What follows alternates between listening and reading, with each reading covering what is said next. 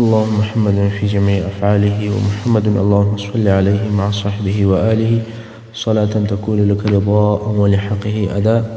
أما بعد، د رسول صلی الله علیه و آله وسلم د سیرت لسمه برخه. مخکې مو دا بیان وکړی چې خدیجې رضی الله عنها د خپل مال د تجارت لپاره په یو صادق او امین سړي پسې ګرځېدی. کله چې دی د رسول صلی الله علیه وسلم د صدق او امانت تعریف او توصیف د هر چا څخه اورېدی او په عین حال کې د دې قریب هم و، نو یې د رسول صلی الله علیه وسلم څخه وغوښتل چې د دې د تجارت څه مالونه شام ته یوسي. رسول صلی الله علیه وسلم هم موافق شو. قافله جوړه سوه او مالونه یې بار کړل. میسره چې د خدیجې مریی و، هغه یې هم په دغه سفر کې د رسول صلی الله علیه و آله وسلم ملګری کړی چې په لارې کې به د رسول صلی الله علیه و آله وسلم خدمت کوي. اوس نو رسول صلی الله علیه وسلم د میسره په ملګرتیا شام ته رهي سو. په لار کې میسره د رسول صلی الله علیه و آله وسلم څخه عجیب او د عادت مخالف کارونه ولیدل. اول او تر هر څه د مخه ادب او ښه اخلاق. میسره اصلا مریی دی او د خلکو دا عادت و چې د مریانو سره به یې سخته او آمرانه ګزاره کول، خو رسول صلی الله علیه وسلم دته د یو ملګري په سترګه ګوري، د ادب او مهربانۍ ژوند ورسره کوي. نو میسره ډیر په تعجب کې پاته و چې دا څنګه ښه اخلاق دي. تر دې وروسته یې نور شیان هم ولیدل. هغه دا چې دوی پر لارې رهي وي، پر دوی لمر نه وي بلکې پر سر یې وریځ وي. دوی د شام په لار کې بیا وهغې صومعې ته واړول کوم چې د مخه هغه بحیره راهب پکښې و، خو دا وار هغه بحیره راهب وفات سوی و او بل راهب د بحیره پر ځای درېدلی و. کله چې دغه بل راهب دا کوچنۍ قافله ولیدله چې فقط 2 نفر ورسره دي، په تعجب کې سو. خیر قافلې واړول. رسول صلی الله علیه وسلم ولاړی. هلته ګوشه د قافلې څخه لیرې یو ونې ته کښېنستی. تر دې ونې لاندې ناستی. راهب ورته ګوري چې د دې ونې شاخونه پر رسول صلی الله علیه وسلم باندې راکاږه سول او پر د مبارک باندې یې سایه جوړه کړه. راهب میسره ته ورلی او د هغه څه یې پوښتنې شروع کړې چې دغه نفر څوک دی. میسره ورته وویل دا محمد ابن عبدالله دی. راهب د محمد صلی الله علیه و آله وسلم د نسب پوښتنه وکړه او نورې پوښتنې هم وکړې. میسره جوابونه ورته وایي. آخر میسره ورته وویل سړی دا څونې پوښتنې کوې، ستا مقصد څه دی؟ راهب ورته وویل چې دغه درختې لاندې چې کوم سړی ناست دی، نو دا اوس بې له نبي بل هیڅوک نه دی، یعنې دا خاص نبي دی، ځکه د نبي ټولې علامې په دې کې موجودې دي. میسره نور هم په تعجب کې سو چې نبي او نبوت بیا څه معنا لري. خیر دوی شام ته ورسېدل او میسره هلته نور هم د رسول صلی الله علیه وسلم د اخلاقو په باره کې عجب شیان ولیدل.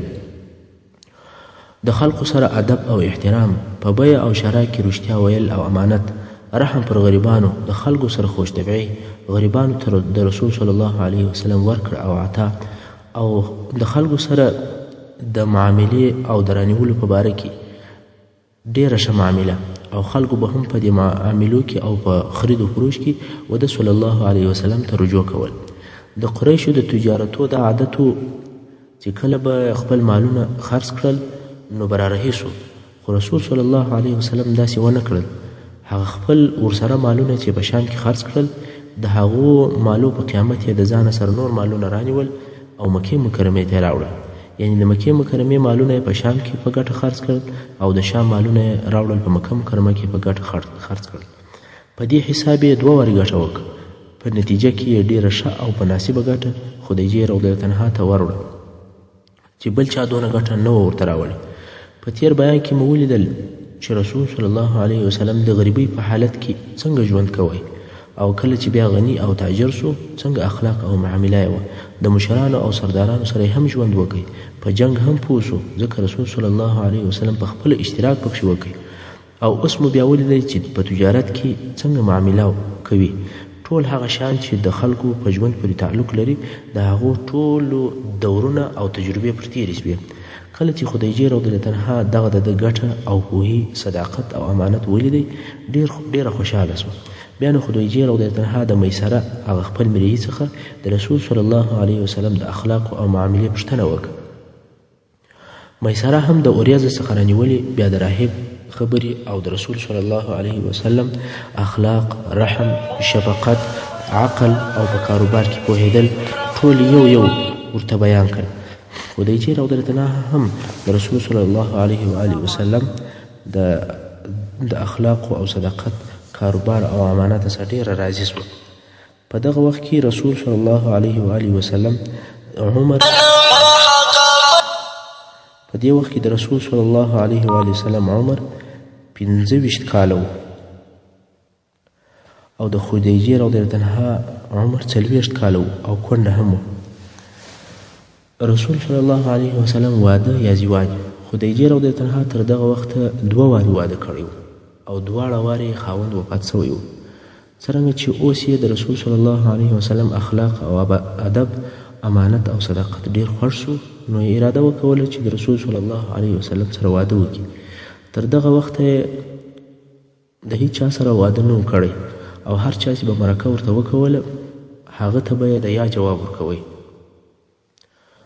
حتی د مکې مکرمې او د قریشو سردارانو مرکې ورته کولې او دې به د منفي جواب ورکوی، ځکه چې دې رضی الله عنها د مخه 2 وارې واده کړی و او اوس یې نوره د واده کولو تقاضا او اراده نه درلوده.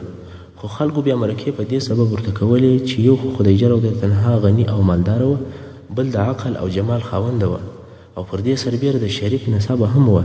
ټول هغه اوصاف چې د هغه په سبب ښځه غوښتل کیږي په دې کې موجود ول او سره یو ځای سوي ول، نو ځکه خلکو ډیر میل ورته کوئ، مګر دې به همیشه انکار کوئ. خو کله چې د رسول صلی الله علیه وسلم دغه ښه اخلاق او عالی صفات ولیدل، نو د رسول صلی الله علیه وسلم سره د واده کولو اراده وکړه. هلته د دې په ملګرو کې یو ښځه وه چې نوم یې نفیسه نومېده. دغه ښځه رسول صلی الله علیه وسلم ته بیبي خدیجې ورولېږله چې د رسول صلی الله علیه وسلم سره د واده کولو دپاره خبرې وکړي. نفیسه هم رسول صلی الله علیه وسلم ته ورله او ورته ویې ویل: یا محمد صلی الله علیه وسلم، ته ولې واده نه کوې؟ رسول صلی الله علیه وسلم ورته وویل: مال نه لرم، غریب یم. نفیسې ورته وویل: آیا د یو داسې ښځې سره د واده کولو اراده لرې چې مال، جمال او نسب ولري او د دغو ټولو طرفو څخه پوره وي؟ رسول صلی الله علیه وسلم ورته وویل: دا به څوک وي؟ نفیسې وویل: خدیجه بنت خویلد. رسول صلی الله علیه وسلم ورته وویل: زما او د خدیجې سره څه؟ خدیجه د مکې و اشرافو ته او د مکې و سردارانو ته منفي جواب ورکوي او د هغو مرکې نه قبلوي، نو په ما به څنګه راضي شي؟ نفیسې وویل: هغه یې پر ما، هغه به زه راضي کړم، ستا قبوله ده؟ رسول صلی الله علیه وسلم ورته وویل: هو. نو د دغه زواج یا د دې واده لارې و چارې نفیسې سره مرتبې او برابرې کړې. د نکاح تړلو دپاره ورځ وټاکل شوه. په هغه معینه ورځ باندې رسول صلی الله علیه وسلم د خپلو اکاګانو سره د خدیجې رضی الله عنها کور ته ورغلی.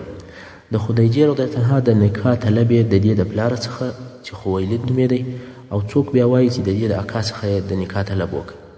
دغه دواړه روایت دي.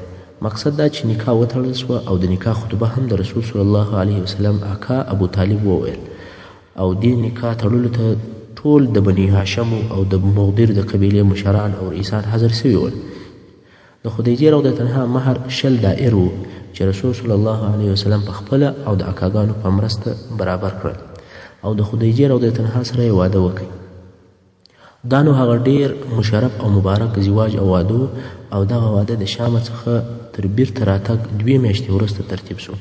بیا نو د رسول صلی الله علیه وسلم او د خدیجې رضی الله عنها ګډ ژوند 25 کاله دوام وکړ او په دغه 25 کلو کې رسول صلی الله علیه وسلم بل واده نه دی کړی.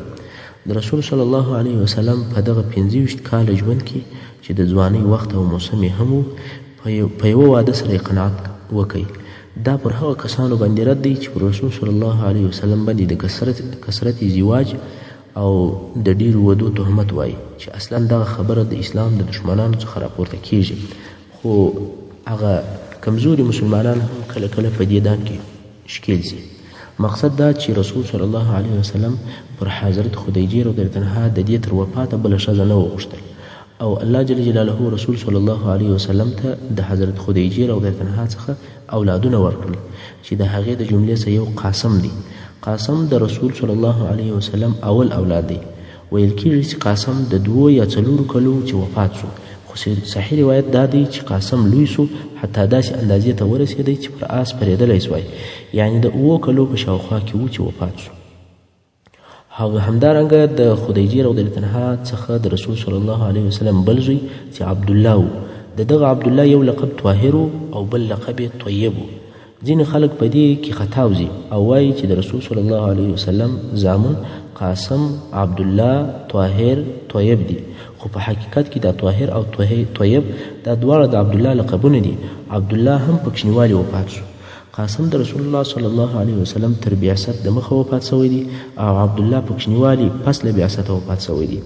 او د رسول صلی الله علیه وسلم دریم زوی چې ابراهیم نومیده د حضرت ماریا قبطیه رضی الله تعالی عنها څخه دی چې د هغه د ولادت په مدینه شریف کې شوی دی. کله چې مقوقس د مصر باچا و رسول صلی الله علیه وسلم ته دغه ماریا رضی الله عنها چې مینځوه په هدیه کې راولېږله او رسول صلی الله علیه وسلم نکاح ورسره وکوله، الله جل جلاله د هغې څخه زوی ورکړی چې نوم یې ابراهیم و. او ابراهیم هم د رضاعت یعنی د تیږ رودلو په وخت کې وفات شوی دی. د عمر یې 2 کاله نه و پوره شوي چې وفات شو. په حدیث شریف کې راغلی دی چې رسول صلی الله علیه وسلم فرمایي ابراهیم لره په جنت کې داهي سته او ده ته هلته تی ورکوي.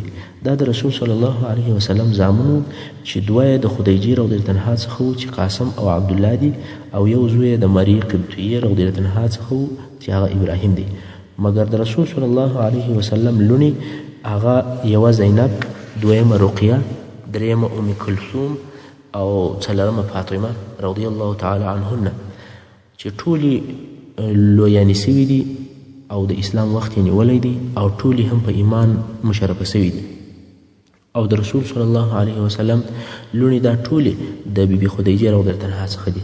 اوس نو د رسول صلی الله علیه وسلم وخت او ژوند تر واده کولو وروسته او تر بعثته پورې چې 15 کاله دی په عادي ډول تیریږي، ځکه کله چې رسول صلی الله علیه وسلم واده وکړي عمر یې 25 کاله و او پر 40م کال وحی ورته نازله شوه. په دغو 15 کالو کې څه داسې عادي واقعې پیښ شوي دي چې د هغو واقعو د جملې څخه یوه واقعه د کعبې شریفې د بنا او تعمیر نویوالی او بیا جوړول دي. د کعبې شریفې بیا جوړېدل. د کعبې شریفې په تعمیر کې چاکونه او درزونه پیدا شول. په تاریخ کې وایي چې دغه درزونه د سیل یا سیلاب په واسطه ول. اصلا مکه مکرمه ډیره زیاته او شدید د سیلابو علاقه وه، ځکه چې دا غرنۍ مځکه وه او شیله یې درلوده. دغه سیلابونه بیا خاص کار د کعبې شریف سره جمع کېدل، نو د یو شدید سیلاب په سبب د کعبې شریف بنا او تعمیر که څه هم ونه نړېدی مګر ضعیفه سو او وشورېدی او د دې ډیر امکان و چې ودې نړېږي، ځکه د دیوالو ډبرې یې د خپل ځای څخه شورېدلې وې. دا یو روایت دی. او بل روایت وایي چې یوې ښځې کعبې شریف ته خوشبویي دودوله او غوښتل یې چې د کعبې شریف پوښونه خوشبویه کړي، خو په دغه حالت کې د کعبې شریف پوښ اور واخیستی او ټول پوښونه وسوځل شول او د دغه اور په سبب د کعبې شریف بنا وشورېدل او د نړېدلو امکان یې و. د کعبې شریف د دیوالو د ضعیفه کېدو په باره کې دغه 2 روایته دي، خو په هر حال دا واضحه ده چې ممکن کعبه شریف ونړېږي او بې له دې څخه چې د کعبې شریف بنا نوې جوړه شي بله چاره نسته. نو د قریشو مشران او سرداران په دارالندوه کې سره راټول شول او پر دې اتفاق وکړي چې کعبه شریف باید نوې او د سره څخه جوړه شي. اوس په دې فکر کې سول چې څنګه بیرته جوړه شي، ځکه د جوړولو دپاره ډبرې پکار دي او د چت دپاره لوی لوی لرګي پکار دي او بل په دې خاطر دوی سره په چوت کې ول چې د ډبرو بنا هم د دوی نه وزده، ځکه د دوی ټولې بناوې د خټو څخه جوړې سوي وې او په هغه ښه پوهېدل، خو د ډبرو بنا یې نه وزده. او کعبه شریفه چې جوړ سوې وه د ډبرې سره هغه خو ابراهیم علیه السلام جوړه کړې وه او هغه د شام و او په شام کې د ډبرو بنا معروفه او مشهوره وه، خو اهل مکه د ډبرو په کار نه پوهېدل. او بل د چت لپاره ډېر اوږده لرګي په کار دي چې هغه د تیرانو په شکل باندې پر کښېږدي. اوس هغه لرګي هم نسته. اوس نو قریش په فکر او په حیرت کې دي چې څه وکړي، خو د الله جل جلاله قدرت ته الهي کارونه دي چې په دغو ورځو کې خبر رالی چې د جدې په سمندر او دریاب کې یوه کښتۍ ده چې د ډبرو سره جنګېدلې ده او ماته سوې ده. د دې کښتۍ لوی لوی اوږده اوږده لرګي د سمندر څپو ساحل او د دریاب غاړې ته راغورځولي دي او خلکو هغه لرګي د خرڅولو دپاره مکې مکرمې ته راوړي دي. قریشو سره وویل چې دا یې اوله اساني. اوږده لرګي په خپله راورسېدل او څو ورځې وروسته د مکې مکرمې په بازار کې یو مریی خرڅېدی چې نوم یې عامر القدسي و او د ډبرو بنا او تعمیر یې زده و.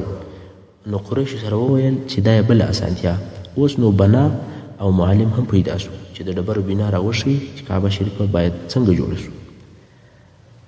نو قریشو د مال په ټولولو شروع وکوله چې د کعبې شریفې د بنا او جوړولو دپاره پیسې سره ټولې کړي، مګر دلته د پیسو د ټولولو دپاره پر خپلو ځانو شرطونه کېښول. ول دا د الله کور دی، دا نه ښایي چې موږ بې له پاکه او حلاله ماله څخه بل شی یعنی ناپاکه مال ورګډ کړو.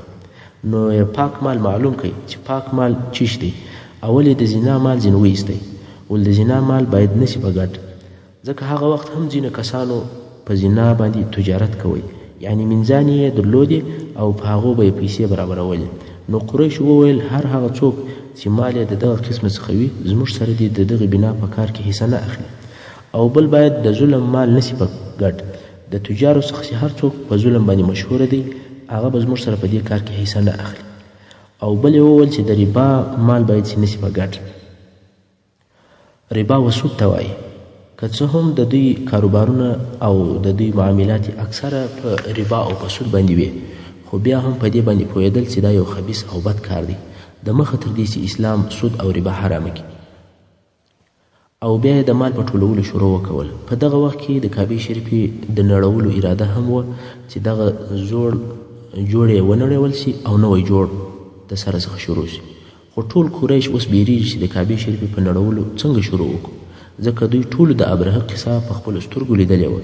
هغه صرف د نړولو اراده وکوله چې رب جل جلاله هلاک او تباه کړي. اوس دوی په خپله دا کار کوي، ډېر بیریږي او د کعبې شریفې پر نړولو جرأت او اقدام نشي کولی. هر یو هغه بل ته وایي چې ته یې ونړوه، خو ټول د دې کار څخه انکار کوي.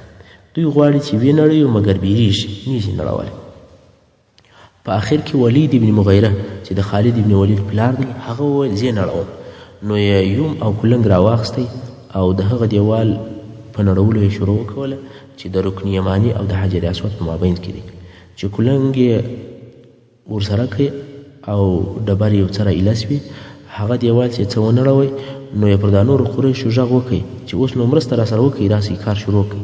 هغه نور وویل ولیا تر سبا پورې درته ګورو، که په تا څه وسول نو بیا موږ لاس نه ورو، او که په تا څه نه وسول جوړ روغ وې نو موږ به هغه څه پاته ډبرې چې دي هغه به پر خپلو ځایو بیرته کښېږدو.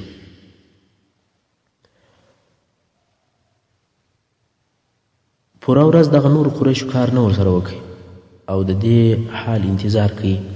خیر شپه تېره شوه او سبا سهار بیا ولید د خپلو اولادو سره رالی، کلنګان ورسره دي، کار یې شروع کړ. نورو قریشو هم په مرسته کولو شروع وکول، خو په عین حال کې دعاوې هم کوي او وایي الهي زموږ اراده د خیر ده، زموږ د شر اراده نه ده چې موږ کعبه شریفه د شر دپاره نړوو، بلکې اراده مو د خیر ده چې بیرته یې د سره څخه سمه جوړه کړو. مګر د کعبې شریفې هغه وخت بنا او تعمیر داسې نه و لکه دغه اوسنۍ بنا چې ده. د دې څخه یې څه فرق درلودی، هغه دا چې دغه حجر اسماعیل دا ګول او ګردی ځای چې د کعبې شریفې بغل ته دیوال پر راګرځېدلی دی او حتیم هم ورته وایي، دا هم په کعبه شریفه کې داخل و. ټوله یوه خونه وه او بل د کعبې شریفې دوې دانې دروازې وې، یوه یې دغه اوسنۍ دروازه وه او بله دروازه یې د دغې دروازې پر برابر په هغه مقابل طرف کې درلوده، او دواړې دروازې کښته پر مځکه وې او دواړې دروازې به خلاص وې. خلک به د یوه طرفه ورننوتل او د هغه بله طرفه څخه به وتل.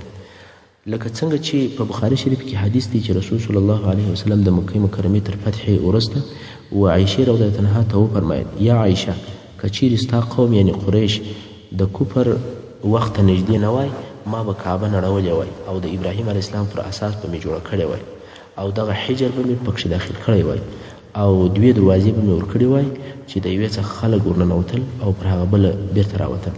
دا په صحیح بخاري شریفه کې د کعبې شریفې د پخوانۍ بنا کومه چې ابراهیم علیه السلام کړې وه جوړه کړې وه د هغې صفت او بیان دی. اوس چې قریشو د کعبې شریفه په بنا شروع وکړه، هغه مال چې دوی راټول کړی و د کعبې شریفې د پوره جوړولو دپاره لږ و. قریش وویل دومره به جوړه کړو چې په دغه راټولو سوو پیسو جوړېدلی شي، ځکه اوس د دوی دپاره دوې لارې دي، هغه په دا دوو کې به یوه اختیاروي. هغه دوې لارې دا دي، یا به نورې پیسې ټولوي او پر حلالو پر حرامو بې نه کېږي، یا به کعبه شریفه د پیسو د نږدېوالي په سبب کمه او ناقصه جوړوي. قریش دا دویمه لار خوښه کړه. که څه هم دوی کولی سوی چې نورې پیسې ټولې کړي مګر هغه پیسې به د ظلم یا د ربا یا داسې نور حرام مال څخه وای. نو یې دا ښه او بهتره وبلل چې کعبه شریفه به دونه جوړه کړو څونه چې په حلال مال سره جوړې شي، خو نجس او حرام مال باید چې نشي په ګټه. پس له دغې فیصلې د ډبرو په ایسته کولو شروع وکول. دغه د دیوال ډبرې ایسته کوي یوه طرف تیږدي. کله چې د دیوال د نړېدلو څخه فارغه شو غواړي چې اساس او تادا یې هم وکني او د تاداو څخه یې نوي ډبرې کښیږدي او نوی دیوال پورته کړي. نو یې تر دیواله لاندې حصه هم د مځکې سره وکندل. کله چې مځکه څه کښته سوه ویې لیدل چې په مځکه کې زرغونې ډبرې دي او دغه ډبرې د اوښانو د بوکو پر اندازه دي. یوه ډبره د بلې څخه وڅنګ ته پرته وي. دوی ډېر په تعجب کې سول. نو دوی د دوی څخه یو نفر دا اراده وکوله چې دغه ډبرې هم راوکاږي. نو یې کلنګ ورسره کوي. تر یوې ډبرې لاندې یې کلنګ ورسره خیر کوي او ډبره یې لږ راپورته کړه. د ډبرې د کښتې او لاندې خوا څخه یو شدید نور او روښنایي راښکاره سوه. داسې شدید او قوي رڼا راپورته سوله چې قریبه وه چې د سړی یې ړوند کړی وای. کلنګ یې د لاسه ولوېدی او ډبره بیرته پر خپل ځای ولوېده. قریشو چې دا حال ولیدی ول په زرغونو ډبرو کار مه لري، پر دغو ډبرو دیوال پورته کړئ. نو یې شاوخوا ټول دیوال تر دغو زرغونو ډبرو پورې ایسته کوي او د دغو زرغونو ډبرو څخه یې نوی دیوال شروع کوي. دیوال پورته سو تر څو چې حجر اسود حد او اندازې ته ورسېده. خبر د کعبې شریفې په نوې بنا کې د حجر اسود ایښول. اوس د کعبې شریفې په بنا کې حجر اسود ایښول کیږي او بیا نور دیوال پر پورته کیږي. دلته د قریشو هر مشر غواړي چې حجر اسود دی پر دغه خپل ځای کښېښول سي او هغه باید چې زه کښېږدم. حجر اسود خو در معلوم دی چې هغه مشرفه او مبارکه ډبره ده چې په کعبه شریفه کې کار سوې ده، بلکې د مځکې پر مخ هغه ډیره مشرفه ډبره ده. د هغې په باره کې زموږ عقیده دا ده چې دا یو ډبره ده چې نه ضرر رسوي او نه فایده.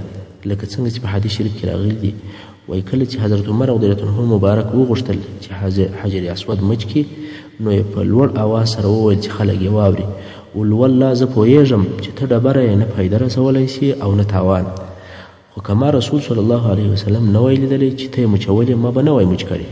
نو اوس هم زموږ دغه مچول په دې سبب نه دي چې دا ډبره چاته نفع رسوي یا چاته ضرر، یعنی د الوهیت او د خدایي هیڅ شی نسته کې، بلکې صرف د رسول صلی الله علیه وسلم د متابعت په خاطر یې مچوو. او رسول صلی الله علیه وسلم په دې خاطر مچوله چې دغه حجر اسود د جنت سره راغلی دی او ډیره مبارک او د برکت څخه ډک ډبره ده. او د حجر اسود په باره کې ډیر تفصیل مخکې تیر سوی دی چې هلته مو دا بیان وکوئ چې حجر اسود د ابراهیم علیه السلام او د کعبې شریفې دپاره د جنت څخه راوړل سو او دغه ډبره د مځکې د ډبرو څخه نه ده. د حجر اسود قصه اوږده ده. موږ یې مخکې څه بیان درته کړی دی چې ابراهیم علیه السلام خپل زوی اسماعیل علیه السلام ولیږئ چې د دغه کونج دپاره یو مناسبه ډبره پیدا کړه. هغه ولاړی او وګرځېدی نو د خپلې خوښې یا د ضرورت سره سم برابره ډبره یې نه که پیدا او بیرته رالی چې ګوري د پلار سره یې هغه رقم ډبره پرته ده چې دوی یې غواړي. نو ورته ویې ویل چې دا ډبره دې د کومه که؟ پلار یې ورته وویل دا د الله د طرفه څخه راغلې ده. او په یو روایت کې راځي چې حجر اسود په اول کې سپینه ډبره وه مګر په وروسته کې د انسانانو د ګناهو په سبب توره سوه. د حجر اسود په تاریخ او قصه کې دا هم راغلي دي چې مسلمانانو کې د قرامطه په نامه باندې یو ډله پیدا سوه چې د اسلام څخه منحرف او اوښتي ول. دې ډلې د حجاز پر منطقه باندې قدرت او تسلط پیدا کړ. دا چې دوی د اسلام څخه ډیر منحرف وه نو دوی قصد وکړي چې یو بله کعبه جوړه کړي او رښتیا هم په حجر کې یو بله بنا او خونه جوړه کړه چې اوس دغه حجر د احصا په نامه یادیږي. او څوک وایي چې بحرین دی. د دې دپاره چې خلک د حج او زیارت دپاره د دوی کعبې ته ورسي نو یې دغه حجر اسود د کعبې شریف څخه وکښئ او حجر ته یې نقل کړئ. هغه خپلې کعبه چې دوی جوړه کړې وه په هغه کې کښېښوئ. او دغه حجر اسود د قرامطه په کعبه کې 80 کاله پاتې سو. په بل روایت کې وایي چې 60 کاله پاتې سو تر څو بیرته په واقعي مسلمانانو کې طاقت او قوت پیدا سو. حجر اسود یې بیرته د هغه ځای څخه رانقل کړئ. مګر قرامطه چې کله دغه حجر اسود وړی نو هغه یې ټوټه ټوټه کړی و، مات کړی و. که چا هر حجر اسود لیدلی وي په هغه کې یوه ټوټه اصلي حجر اسود دی او نور په خپل حجر اسود نه دی بلکې د عقیق د ډبرې اوړه دي چې د حجر اسود هغه کشنې کشنې ټوټې راټولې سوي دي او د عقیق په اوړو کې سره یوځای سوي دي خو واقعي حجر اسود فقط هغه یو تور داغ دی چې په دغه ځای کې معلومیږي دغه کار چې حجر اسود یې مات کړي دا د قرامطه لعنت الله علیهم د ډلې په واسطه وسو بیرته قصې ته راځو کله چې قریشو د کعبې شریفې په جوړولو کې د حجر اسود د ایښولو ځای ته ورسېدل دلته نو د قریشو د مشرانو څخه هر یو غواړي چې دغه ډبره پر خپل ځای باید چې زه کښېږدم ځکه دا یو داسې شرف دی چې دا شرف په ټول ژوند کې یو وار راتکراریږي بل وار بیا نه راځي او هغه نور شرفونه چې په کعبه شریف کې ول لکه مثلا د حاجیانو سقایا یا رفاده دا داسې شرف و چې هر کال مکررېدی او په هر کال کې دغه د حاجیانو خدمت کېدلی سوی خو د حجر اسود شرف او شرافت په ټول عمر کې یو وارې تکراریږي نو خود ټولو قریشو او د قریشو هر شاخ دا غوښتل چې د حجر اسود د ایښولو شرف د دوی په نصیب سي او دا نه غواړي چې بل شاخ دې د حجر اسود کښېږدي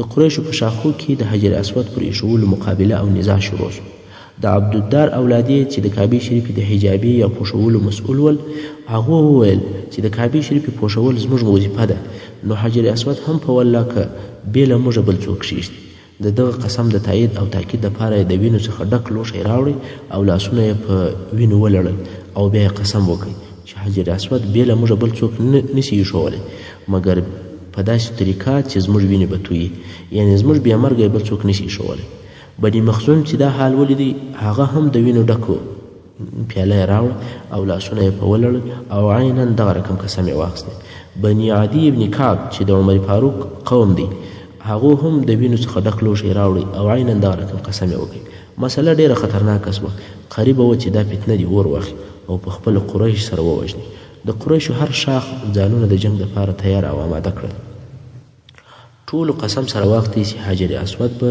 بې له موږه بل څوک نږدي او نه یې ایښولی شي دا د قریشو ژوند او حال و چې په هره مسله کې چې به شرف او عزت و دوی دې ته تیار او آماده ول چې د شرف د حاصلولو دپاره خپل ځانونه قتل او قرباني کړي کله چې نورو خلکو د پیسو دپاره یا د ښځو یا د دینارو او درهمو دپاره جنګونه کول خو د قریشو جنګونه پر عزت او پر شرف باندې ول په دې خطرناک حالت کې د دوی په منځ کې یو هوښیار سړی پیدا سو چې تر ټولو قریشو یې عمر زیات و ویل کېږي په دغه وخت کې د ده عمر 160 کاله و او د دغه سړي نوم ابو امیه ابن مغیره و دغه ابو امیه وویل ول ای قوم خپل ځانونه پر څه بربادوئ او تاسې قریش په خپل منځ کې سره وجنګېږئ نو د قریشو څخه به څوک پاتې سي تاسې د مکې مکرمې سرداران یاست که تاسې یو د بله سره ووژنئ نو مکه به څوک اداره کوي آیا د مکې مکرمې د اداره کولو دپاره به د ده باندې څخه نور خلک راځي خلکو هم د ده خبره قبوله کړه او وعده یې وکوله چې د دریم په فیصله به قناعت کوو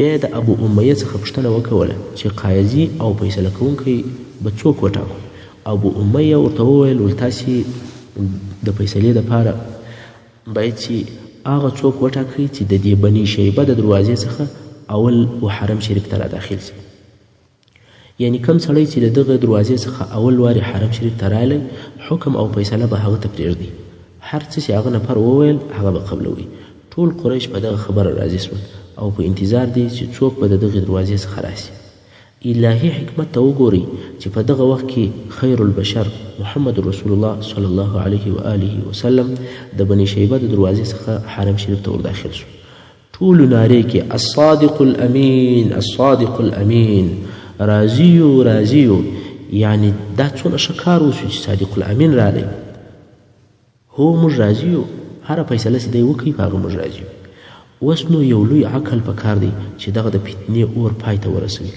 عقل او حکمت هوښیاري په د دې خلکو په مابین کې ډېر سخت دښمني او ډېر سخت عداوت جوړ سوی دی او ډېر د جنګ اور بل سوی دی نو په دې مسله کې حکم کول یو اسانه کار نه دی ډېر په هوښیاري او په حکمت باید چې فیصله وشي ځکه د دې قاضي او فیصله کوونکي هره خطا امکان لري چې د قریشو د جنګ او تباهي سبب وګرځي دلته باید سړی له حکمته کار واخلي تاسې د رسول صلی الله علیه وسلم ولوی حکمت ته وګورئ.